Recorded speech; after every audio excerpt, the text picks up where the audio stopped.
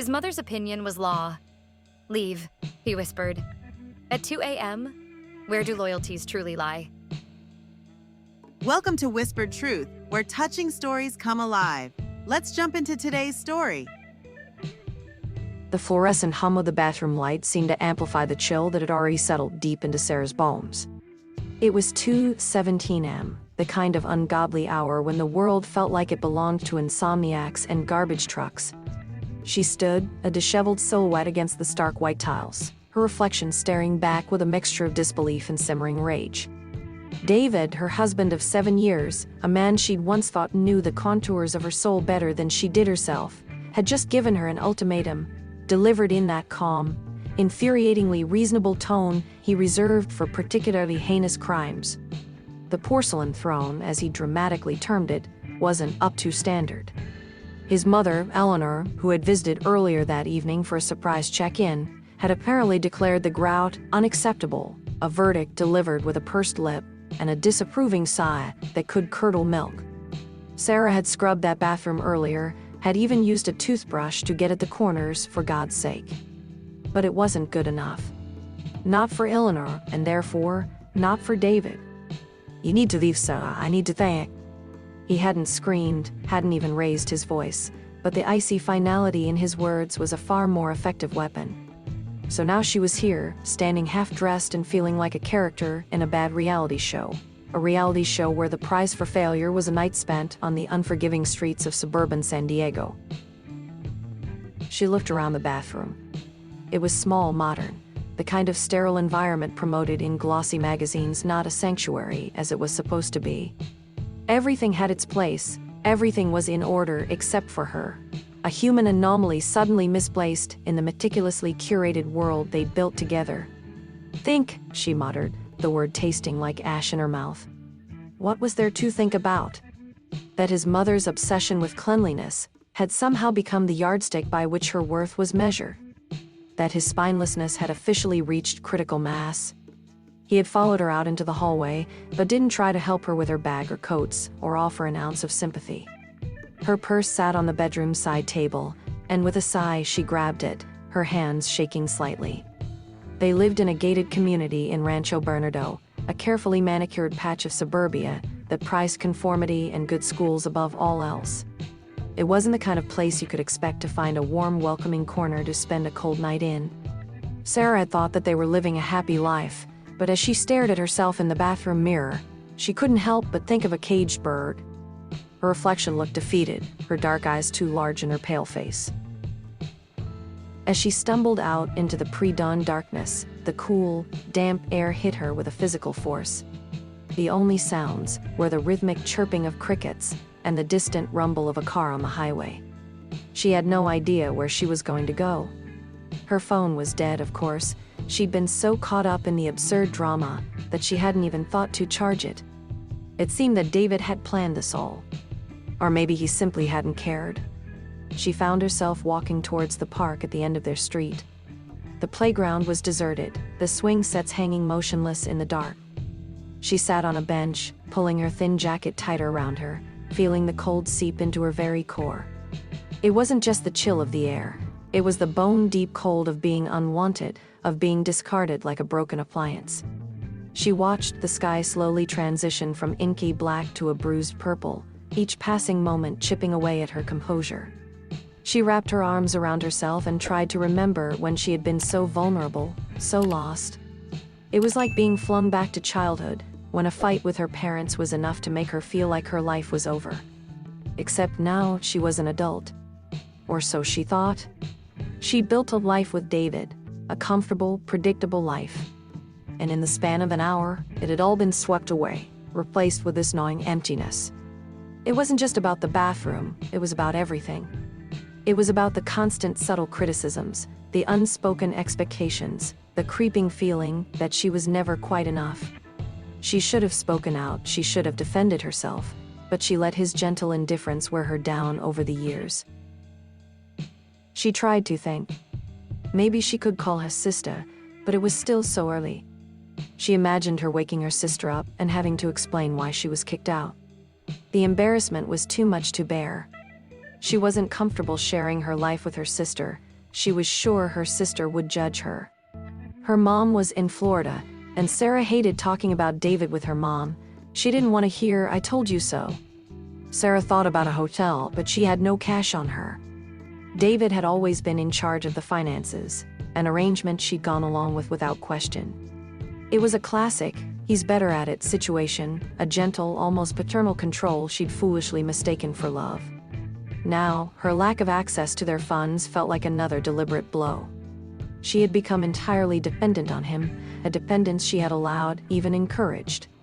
A wave of nausea washed over her.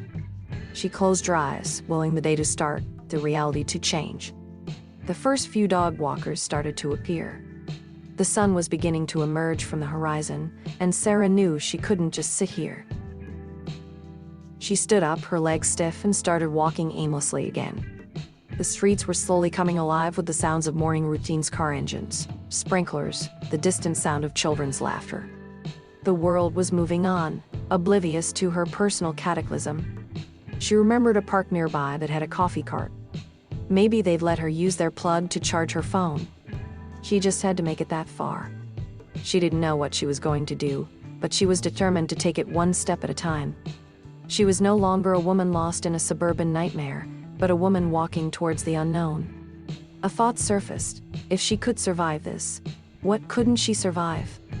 Maybe David had done her a favor after all. The coffee cart was a godsend, a beacon of warmth and caffeine in the otherwise bleak landscape of Sarah's morning. The barista, a young man with kind eyes and a nose ring, didn't ask any questions as she plugged her phone into the outlet behind the counter. He just handed her a large cup of black coffee, the steam rising like a gentle offering. As her phone began to hum back to life, she felt a fragile sense of normalcy return. She quickly texted her boss, a no-nonsense woman named Brenda, that she might be a little late. "Car trouble," she typed, not wanting to delve into the absurdity of her current situation. Brenda replied with a terse, "Just get here," which was in its own way reassuring. At least one part of her life was still functioning as expected. As her phone charged, she checked her messages. There was a stream of notifications, work emails, social media updates, and then a message from David. The message was short and direct. "I'm sorry, Sarah, please come home." A wave of conflicting emotions washed over her: relief, confusion, and a bitter taste of resentment. He hadn't even called, just a text. He had kicked her out in the middle of the night, and now a few hours later, it was over. Was she just supposed to forget it all? Did he even understand what he'd done? She took a deep breath, trying to calm the storm raging inside her. She called her friend, Emily, a fiercely independent woman who had once famously walked out of her own wedding. Emily answered on the third ring, her voice thick with sleep. "Sarah, what's wrong? It's barely even 7 a.m. Sarah quickly explained everything, omitting some of the details about Eleanor. She couldn't even bring herself to say her name out loud. Emily listened in silence, punctuated by the occasional gasp or muttered curse. When Sarah finished, Emily said, "Are you serious? He kicked you out over a bathroom? What a pathetic, spineless jellyfish. You can stay with me. I have a whole guest room and a very large tub of ice cream." Sarah was thankful for Emily's support, but declined her offer, feeling a pull towards home, despite everything. She knew she couldn't just ignore David's message as much as she wanted to. She knew she needed to confront him. "Thanks, Em, but I think I need to talk to him. I can't believe I'm even saying that, but I can't run from this." Emily sighed. "Okay, you are stronger than me, but if you need a quick escape, you know where to find me, and tell him he's a jerk from me." Sarah smiled slightly, grateful for her friend's unwavering loyalty. She promised to keep her updated, hung up, and walked to her car. The drive home felt surreal. Everything looked the same: the perfectly manicured lawns, the identical houses, the carefully placed palm trees. But she felt different, as though a layer of her previous life had been peeled away, exposing a raw, vulnerable core. She pulled into their driveway and stared at their house. It looked so normal, so deceptively serene. David was standing on the porch, his face etched with what she assumed was a mixture of anxiety and remorse.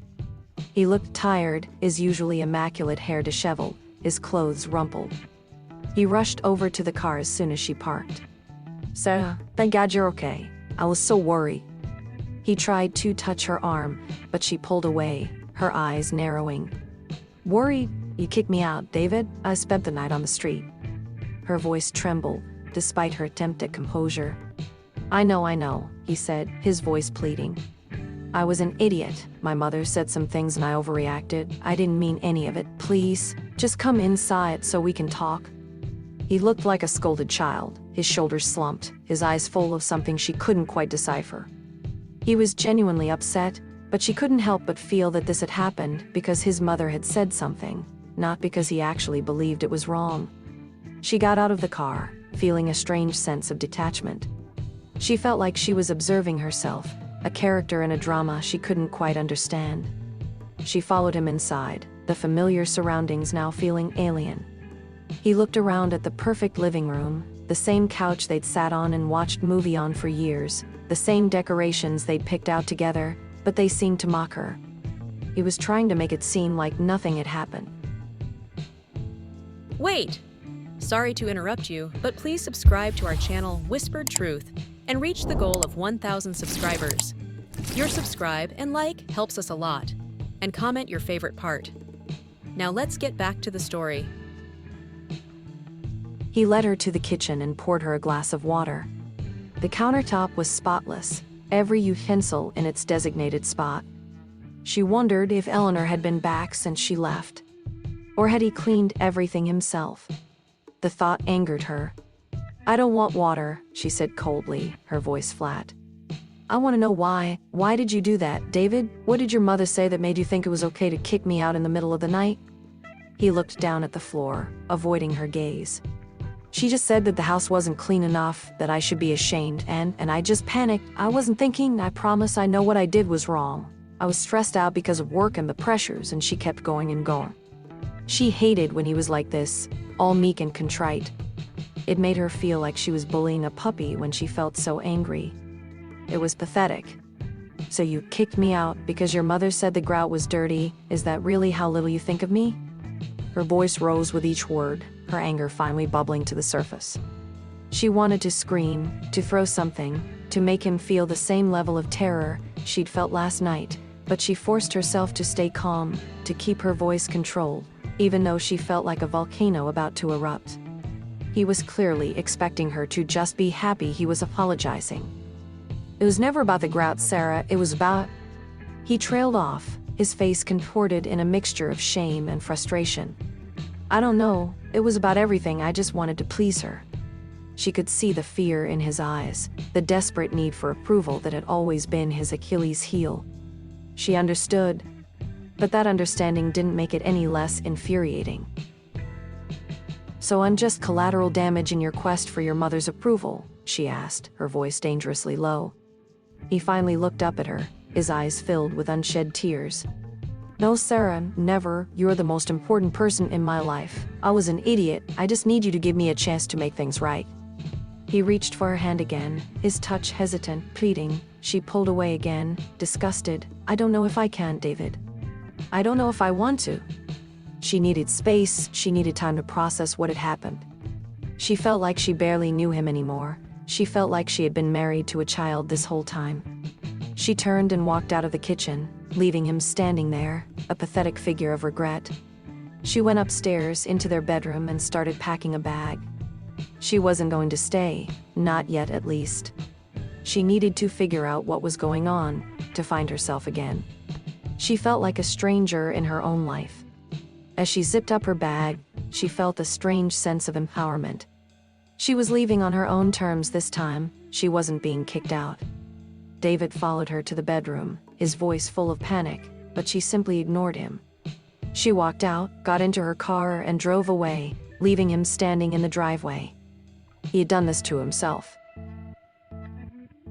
The air in Emily's apartment was thick with the scent of lavender and freshly brewed tea, a stark contrast to the sterile, tension-filled environment Sarah had left behind. Emily, as always, had created a haven of cozy chaos, a place where mismatched furniture and half-read books felt perfectly at home. So, Emily said, perched on the edge of her vintage floral couch, a steaming mug in her hand. Let's talk strategy. Sarah had spent the last 2 days at Emily's, sleeping on the pull-out couch, letting her friend's comforting presence slowly ease the knot of anxiety in her chest. She hadn't spoken to David since she'd left, choosing instead to immerse herself in Emily's world of art projects and philosophical debates, deliberately avoiding her phone. Her work had also been a welcome distraction. It was mostly mindless paperwork, but it was still something to do, something that wasn't her relationship. Strategy? Sarah asked, a slight smile tugging at the corners of her mouth. Is this a war now? Emily chuckled, her eyes sparkling with mischief. Well, it's certainly not a tea party. Look, Sarah, you can't just go back and pretend like nothing happened. That kind of crap just festers. You need a plan, a set of rules, some serious boundaries. Emily's blunt honesty was exactly what Sarah needed. She had spent so long trying to appease everyone else that she'd forgotten to prioritize her own needs. I guess you're right. What do you think I should do? First things first, Emily said, leaning forward conspiratorially. No more coddling. No more pretending that his mother isn't a human-shaped embodiment of passive aggression. And definitely, absolutely, no more grout-related ultimatums. You need to lay down the law, and if you don't, you will just end up back in the same place. Sarah nodded slowly, the idea of setting boundaries feeling both terrifying and exhilarating. So no more apologizing for things that aren't my fault, and no more pretending like his mom's opinions matter more than mine. Emily grinned. Bingo. And we're just getting started. The world is your oyster, my dear, or at least your very own well-scrubbed bathroom. He needs to understand that he can't just treat you like a doormat and expect you to come running back like a puppy. She had spent all this time listening to what everyone else wanted. She had never asked for what she wanted. And that had to change.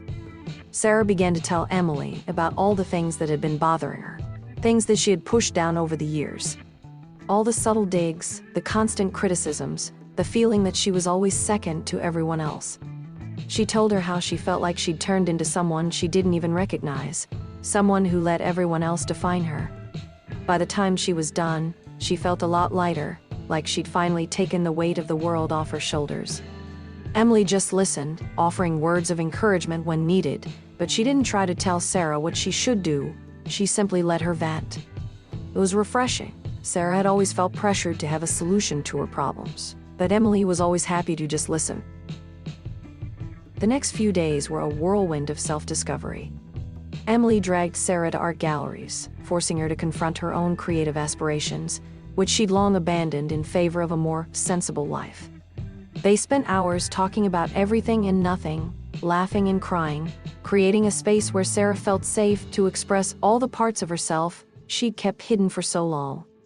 She also took a serious look at her finances, realizing how financially dependent she had become. She set up her own bank account, started researching freelance opportunities, and began to feel a sense of control over her life that had been missing for years. She even started jogging in the morning, a small act of rebellion against the inertia of her old life. The morning jogs were surprisingly therapeutic, the rhythm of her feet against the pavement, a reminder of her own strength, of her own resilience. It was during one of these jogs that Sarah decided it was time to talk to David. He had sent her a few more texts, all of them apologetic, all of them begging her to come home. She had ignored them all. Now, she was ready, she had her boundaries set, and she knew what she wanted. She called him as she walked home, her heart pounding in her chest. "David," she said, her voice calm and steady. "I need to talk to you." They agreed to meet at a neutral location, a quiet cafe near their neighborhood. When Sarah arrived, David was already there, sitting at a corner table, nervously fidgeting with his phone. He looked even more haggard than the last time she saw him, the dark circles under his eyes a testament to his own internal turmoil. "Sarah," he said, his voice full of hope. "Thank you for agreeing to meet. I've missed you so much." "We're not doing that, David," Sarah interrupted, her voice firm. "I'm not here for an apology tour. I'm here to tell you what I need. And if you can't meet those needs, then this isn't going to work." He looked at her, his eyes widening with surprise. "What do you mean?" Sarah took a deep breath, steeling herself for the conversation ahead. "I mean that I'm not going to tolerate being treated like a second-class citizen. I'm not going to tolerate your mother's constant interference. And I'm definitely not going to tolerate being kicked out of my own home over something as ridiculous as dirty grout." I'm not your child, David. I'm your partner and I need to be treated as an equal. I need respect. I need open communication. And most importantly, I need to know that you value my opinions as much as you value your mother's. David looked like he'd been slapped. He seemed confused, his brow furrowed. But I thought we were happy. I thought things were okay. It was his classic default, pretend that everything is okay, and then get upset when Sarah is angry that he's pretending. That's what you wanted to think, David. You have to actually take the time to listen, to actually see what I'm feeling. He opened his mouth to interrupt, but she held up her hand to stop him. I'm not done. I need to know that you're willing to change, that you're willing to put in the work. I'm not going to come back unless I see a genuine effort, a real commitment to change. Not just empty apologies and empty promises. He looked down at the table, his hands trembling.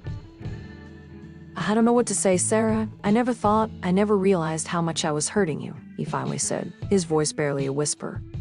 Maybe you can't change, David, and maybe I don't want to be with someone who is so affected by their mother's opinions, she said, her voice calm but firm. This was the first time that she'd been completely honest, and it felt liberating. You need to think about this, and I need to be able to live my own life in the meantime. I'm not going to sit around and wait for you to figure things out. He nodded slowly, his eyes filled with a mixture of sadness and understanding. I understand, Sarah, I will, I promise, but I'm scared. He paused, his voice cracking. I'm scared of losing you. Sarah looked at him, her heart softening slightly. She knew he wasn't a bad person, just someone who was deeply flawed, someone who had allowed himself to be controlled by his mother's whims. But that didn't mean she had to stay with him, she had to choose herself now. She had to make her own decisions. Then you need to show me that I'm worth fighting for, she said, her voice softening slightly. But don't just say it. Show me. She stood up, picked up her bag, and looked at him. She decided she wasn't going to let this define her. She was going to move forward with or without him. She turned and walked out of the cafe, leaving him to grapple with the consequences of his actions. The weeks that followed were a strange mix of newfound independence and lingering uncertainty. Sarah threw herself into her work, taking on extra freelance projects, finding a sense of accomplishment in her own abilities. She started taking an evening pottery class, rediscovering a love for art that she'd long forgotten. Emily, ever her loyal confidante, was a constant source of support, always there with a listening ear and a much-needed dose of reality. Sarah had finally set up boundaries with her own parents, too. They had always been quite traditional, expecting that she would just settle down and find a good man. She had a long conversation with her mom about her situation, telling her about how David had treated her and how she was moving forward. Her mom was supportive, if somewhat confused. Her dad was his usual quiet self, but said he was proud of her. For the first time, Sarah felt like she was actually living her own life, making her own decisions. She had taken control, and it was empowering. David, true to his word, had started to make an effort. He sent her texts regularly, not just apologies, but thoughtful messages about his day, about things he was learning, things he was realizing. He even started attending therapy, a move that surprised Sarah. He had always been so resistant to any form of self-examination, always preferring to sweep his feelings under the rug. She would talk to him on the phone, sometimes for hours at a time, discussing her feelings and his. It was painful and difficult, but also cathartic.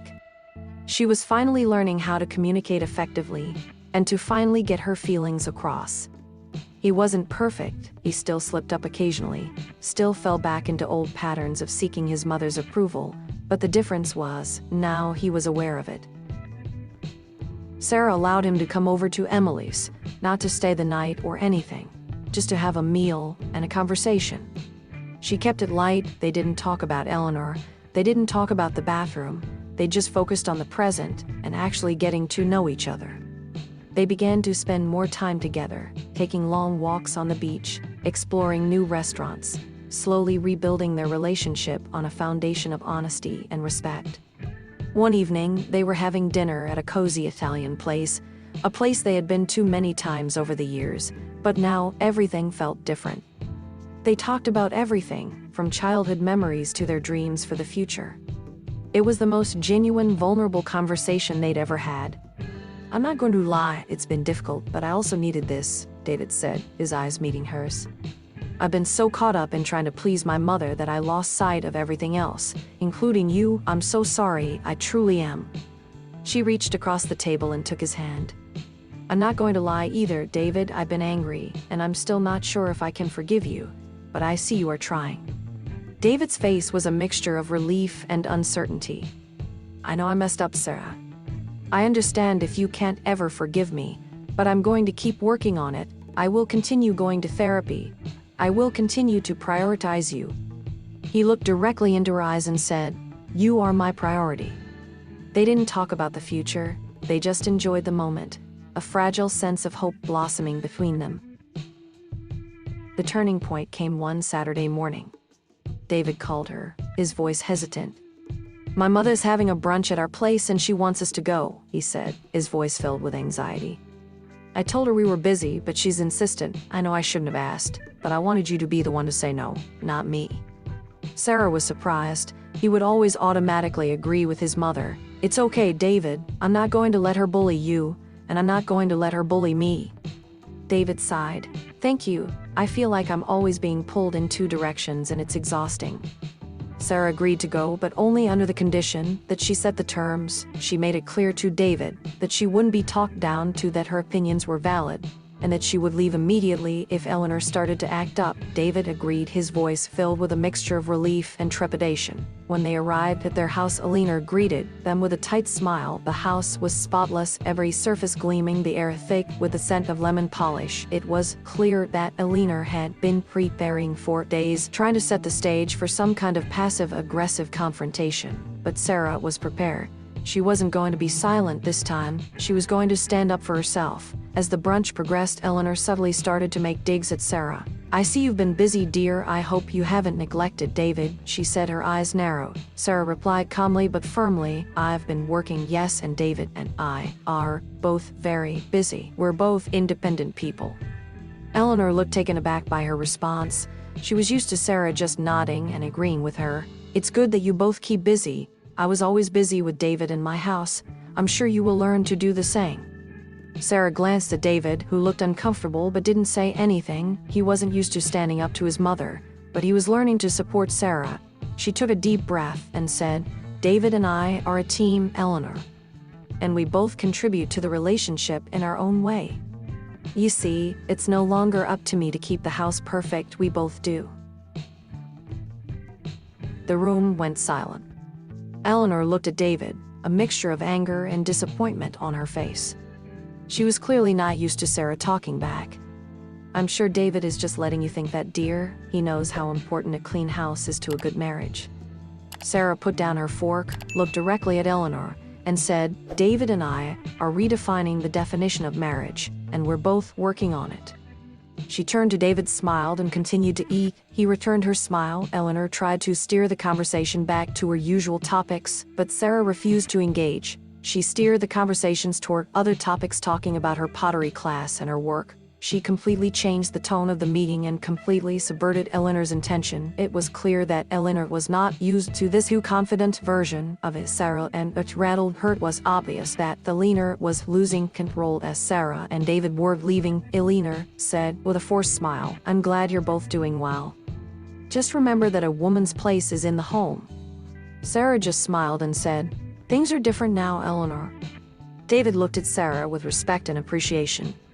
He had finally stood up for her. He had finally made his priorities clear, and he was proud of it. As they walked to the car, David turned to her, his eyes shining. Thank you, Sarah. You were amazing. I'm so proud of you. I'm proud of us. She smiled, feeling a sense of warmth spread through her chest. They had finally faced the dragon, and they had come out stronger on the other side. But the fight wasn't over yet. They still had to navigate the complexities of their relationship and their lives. But they would do it together. The drive home was filled with a comfortable silence, a shared understanding of the battle they had just faced. Sarah glanced at David, his hand resting on her leg, his face relaxed, a far cry from the tense, anxious man she had known just a few weeks ago. He was still a work in progress, but he was trying, and that was all she could ask for. They pulled into their driveway, their house looking different somehow. the familiar facade now carrying the weight of their shared experience. They walked into the house, and it no longer felt alien to Sarah. She felt comfortable, she felt safe. The living room, where they had spent countless hours, was now a space where she felt present, not just an observer. The kitchen, the scene of so much conflict, was now just a place to cook and share a meal. Even the bathroom, the source of all their drama, felt neutral, just a functional space. They went upstairs, their footsteps echoing in the quiet house. They sat down on their bed, a space where so many conversations had taken place, both good and bad. The house was now just a building. It didn't have any of the emotional weight it once had. "So," Sarah said, breaking the silence, "what do we do now?" David turned to her, his eyes full of love and hope. "We keep going," he said, his voice filled with conviction. "We keep working on ourselves, we keep working on us, we make our own rules. I know I have a long way to go, but I promise to be a better husband, a better partner." He reached for her hand, his touch gentle, reassuring. "I don't want to be that person anymore, Sarah. I don't want to live my life trying to please my mother. I want to live it with you." She looked at him, her heart swelling with a mixture of love and cautious optimism. She had seen him change, had witnessed his commitment to making things right, and while she still had her doubts, she knew that she was willing to give him another chance. Not a free pass, but a chance to prove himself. She wasn't going to let her anger, fear, or insecurity dictate her future. She would be brave, she would be strong, and she would make her own decisions. "We have to redefine our relationship," she said, her voice firm but gentle. "It can't be the same as it was before. We need to be equal partners. We need to communicate openly. We need to support each other's dreams. And we need to do all of this without the interference of your mother." David nodded, his eyes filled with understanding. "I agree, and we will, I promise. This is what I want, Sarah. I want us to build a life together, one where we both feel safe, respected, and loved. I can't say sorry enough for everything. I will spend the rest of my life making it up to you. I love you." They spent the rest of the evening talking, making plans for the future, discussing their individual goals and their collective dreams. They decided to rearrange the furniture, painting the walls a color that they both liked, a symbolic act of reclaiming their space. They didn't talk about the bathroom, they didn't mention Eleanor, they just focused on creating a life that was authentically their own. As the sun began to set, casting a warm glow over their bedroom, Sarah felt a sense of peace she hadn't felt in a long time. She was finally home, not just in the physical sense, but also in the emotional sense. She was finally herself, finally free from the weight of expectations and the constraints of her old life. She lay in bed, David next to her, his arm wrapped around her. She looked around the room and smiled. She had made it. They had made it. They had survived the storm, and they had emerged stronger, more resilient, and more connected than ever before. The future was still uncertain. There would be challenges ahead. They both knew that, but they were ready, they were prepared, and they were together. She wasn't a victim, she was a survivor. She was a woman who had found her voice, and she was never going to lose it again. The next morning, Sarah woke up early and went for a run. As she pounded the pavement, her feet hitting the ground with a steady rhythm, she looked around at the world. She saw the same streets, the same houses, the same people, but everything felt different. She was different. She was no longer the woman who had been kicked out of her own home.